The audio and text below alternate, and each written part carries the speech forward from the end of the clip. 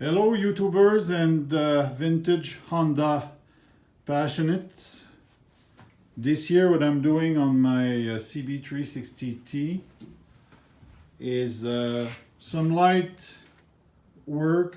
I have replaced the tire, the back tire. I've repainted the sprocket, or actually the black metal part around the sprocket.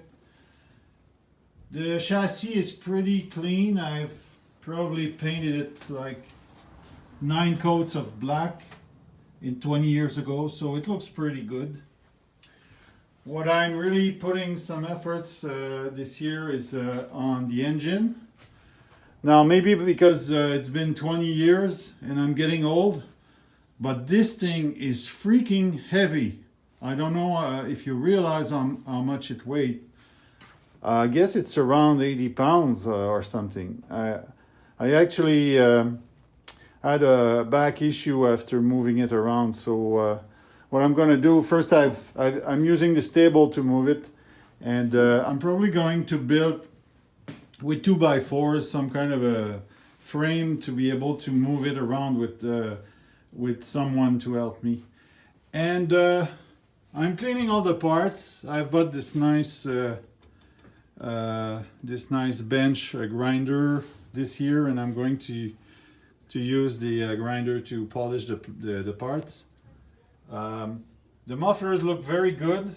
This one had a very tiny small hole, and I've decided to just use a piece of aluminum. This is actually from one of the Gyproc frame metals parts that we use to put on Gyproc. So I've decided to use that part along with some GB Weld epoxy, and that's how I treated the hole. I've asked someone if he could solder it, but he told me he couldn't do it on this type of muffler. But they look so good, they didn't need much repairs, so I thought I would just fix this one. It's below, you don't really see it. And so that's where I am.